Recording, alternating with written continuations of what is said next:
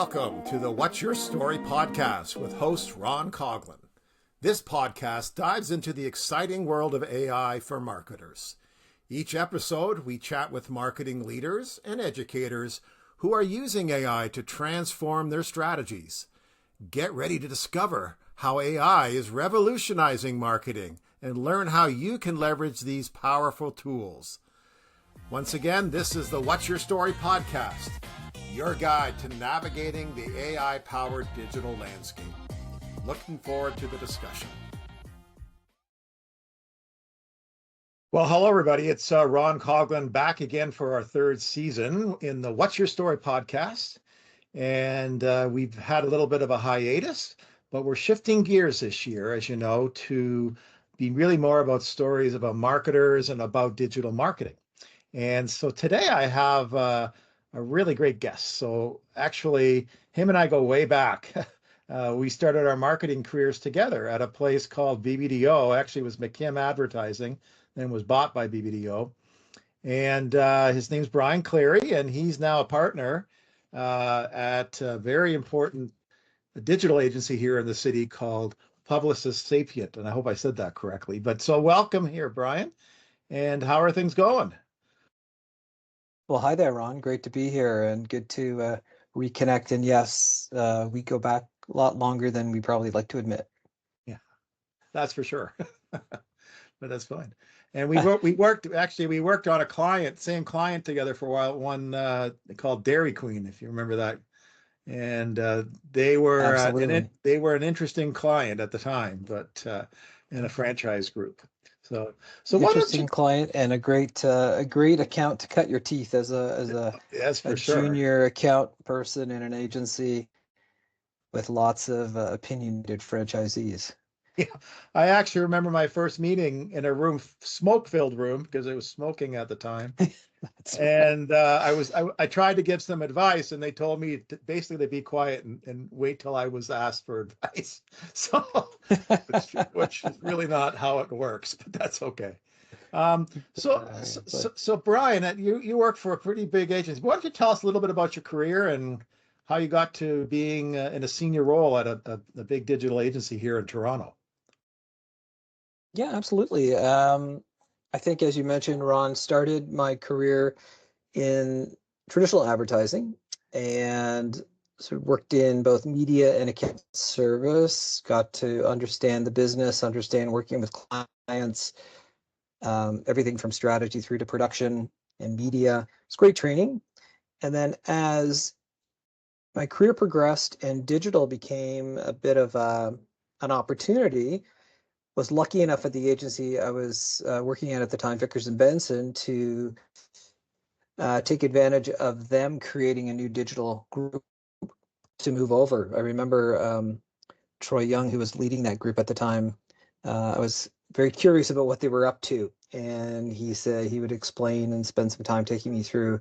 We're building various websites and we're doing email marketing and banner ads were just starting. And he said, look, if you want to join our team and deal with the clients, we don't want to deal with the clients. We just want to make things. So I said, that's a good deal. I can deal with clients. So I joined that team and that progressed right up until the .com bust. And as you know, that's when the bottom fell out and there was a lot of uncertainty in the digital space. But I was fortunate at that time to leave group and moved to a pure play digital, and organic started in San Francisco. They were credited for making one of the first banner ads in the industry with Wired magazine back in the day, and they opened up a Toronto agency, a Toronto office, and that was really intensive training, and we were building and creating things that had never been done before, and there really wasn't off-the-shelf software to accommodate and support things. So things like content management systems just didn't exist. So we were building things from scratch. That journey took me to Sapient, which was a bit of a lateral shift in the sense that it was not only digital experience and user experience and digital marketing, but it also opened up the world of consulting and a bit more back office technology and how those worlds were starting to come together to really help organizations become digital in how they operate versus just having digital things that were tangential to their core business. Yeah, and sort of progressed in that area of the business. Left briefly, but came back to Sapient not too long ago when Publicis made the acquisition. Mm, So yeah. very cool. And so this Sapient, what kind of clients do you have? Who would you say your top clients are? Yeah, it's a wide range of clients. We go to market within industry verticals. So we have a financial vertical, a telco vertical, travel, hospitality, and so forth. Um, so within the Canadian marketplace, retail is a big vertical of ours, as you'd expect with digital and online. Hmm. So Loblaws Digital is a client of ours. Um, in the US, we work with a number of retailers, as well as travel organizations. Marriott is a big client of ours. Okay. On the automotive side, Stellantis, which is the amalgamation of Renault and FCA, Fiat Chrysler, now known as Stellantis. We work with them.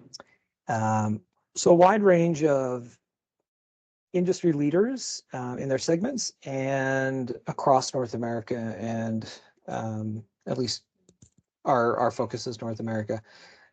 So people in Toronto will be working with clients right across the region. Very cool. Well, one of the things that we are seeing recently in our school, so I have a digital agency branded, and I also I'm a professor at George Brown College. And one of the things we've been teaching a little bit is how to use AI to create ads and how to use it in digital marketing effectively. And so obviously it's huge. As you know, Google recently launched their platform, and they've been even if you look at your own Google app, they have a new app version that you can actually activate if you want to use it opposed to just Google search. But so tell me, how is AI, do you think, really going to change the digital landscape out there?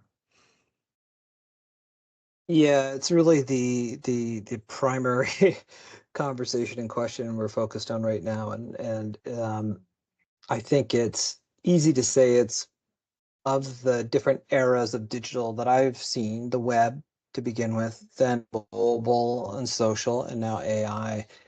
It's potentially could be the biggest in terms of its long-term impact. Mhm. And you can see just even with the announcement last week of ChatGPT 4.0, the ability and how quickly it's becoming much more human-like in its interaction, much more multimodal, so text, image, video integrated on these platforms, and how we're starting to see on the Google side and even the Microsoft side, the various co-pilots and features and capabilities within the Google ecosystem you mentioned on the Google app. These features and capabilities are starting to seep in and will be enhancing those user experiences. So I think it's going to be incredibly disruptive on a number of levels. I think one of the things we focusing a lot about in our agency is how it's impacting the way we work. Mm. And as you know, within an advertising agency, there's a creative element to it. There's a production element. There's a technical work that goes on from strategy to research and insights that can all be enhanced and made more efficient using some of these tools.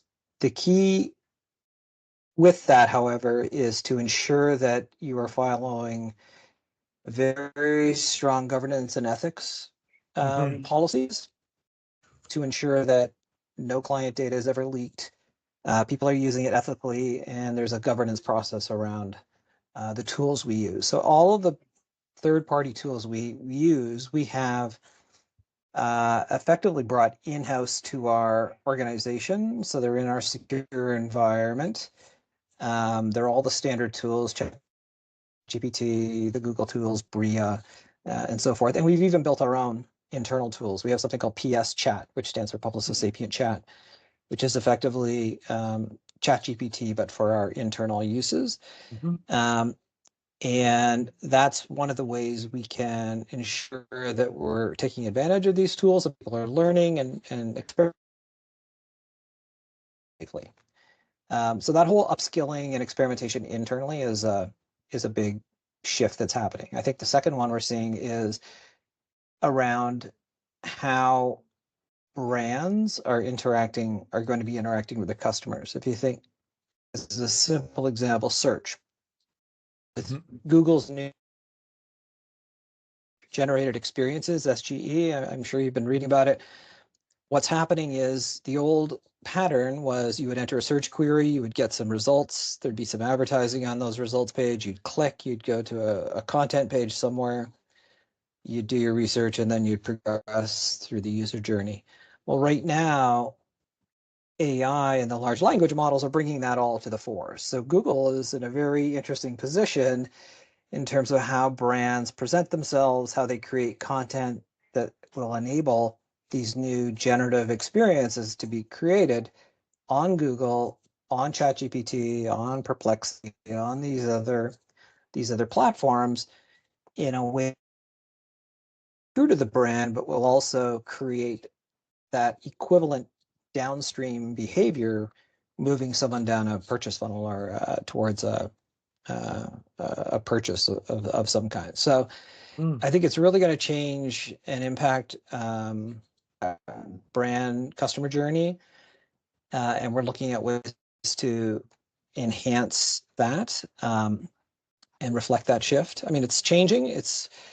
Everyone always says, I think it was William Gibson said, the future is already here. It's just not evenly distributed yet, right? So, well, we're in the industry and we're using a lot of these tools every day. Most people out there aren't using them every day, but they're starting to. So I think we had and be proactive with our clients to say, hey, here's something that is going to be impacted. And when most of your traffic is driven from search, that's really going to disrupt that user experience. And then I think the last thing I would highlight is just in terms of how our clients are able to create and generate new experiences and new products and services that rely on these technologies, whether it be their own co-pilots, or we have a lot of automotive clients. So if you think about the in-vehicle experience, and there's infotainment systems we plug our phones in, but those are getting much more enhanced. And if you think about ChatGPT and the capabilities of just speaking to it and having it much more intelligent with respect to directions, points of interest, making phone calls, executing tasks on your behalf, those experiences provide brands an opportunity to create new areas of value, new products, new revenue streams. So while there's a big efficiency component to it in the short term, we think there's also an opportunity to unlock some of these new areas to create new value. Sure. And so one of the things you touched on was Google. And, as you're quite aware, in the next little while, all the cookies are going to be dunked, so to speak. And there's going to be no more cookies and no more code. Yeah, that's right. And that's a huge shift. And it kind of scares some marketers because that's their bread and butter, and that they can deliver ROI and everything around that, or just, explain that back to clients and why they should be doing something on digital. And so this whole area is really evolving and changing. And so, if you were a marketer today or a digital marketer and you're trying to get into the business, what would you focus on? What are some things that you might be weary of or need to be careful of when you're getting into this whole area of AI and using it as a tool to help you get your job done and get work done? Yeah, for sure. I think just maybe starting on the cookieless shift, which just got pushed back again because I think Google's getting pressure from their advertisers. people aren't prepared. It's going to require brands and companies to really get serious about their first party data, and how they gather, collect, and secure that. And we're seeing it play out very intensely in the whole area of retail media networks. We help a lot of our clients create their own media networks, and that is a tremendous opportunity to not only take advantage of the first party data they have to create value and new experiences for their customers. But if they start to partner with clean rooms with other advertisers, they can further monetize that data. So there's an immediate need to address the Google, but also, again, looking for new ways to create value down the road with their first party data. So that would be the first thing. I think on the AI front, I think anyone working in marketing or working in industries where you've got a interaction with your end customer, those will be the ones that start to see these new AI features roll out very quickly. We just launched a generative AI search on our homes and villas site for Marriott, where you can just through conversational chat explore the different homes and villas that they have for rent. So I think we're going to start to see more intelligent customer service enablement. You're going to start to see you're going to start to see a more intelligent Siri. Siri is going to be much more intelligent. So I think that's going to be the first thing. And then as we get into more of the back office efficiencies, I know in our financial service clients, we're seeing huge benefits in helping, like if you think of the wealth management space and all of the market information and the research information that those analysts have to go through on a daily basis. Well, if you can train a large language model to synthesize that data and summarize those pertinent insights based on what you're trying to achieve, that creates a huge speed advantage for those wealth managers who are making trades based on that data. So I think it's important that I think everyone tries these tools out, do so in a very safe way, but also recognize the pitfalls that they're not humans.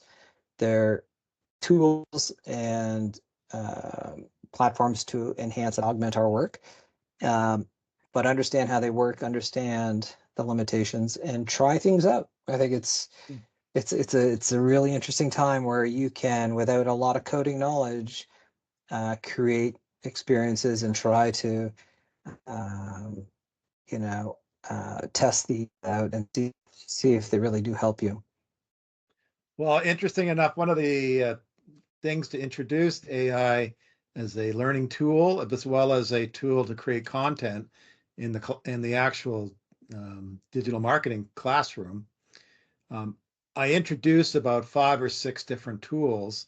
Then I have them pick one, and they have to create in the class time a piece of content that is worthy of showing back to the class.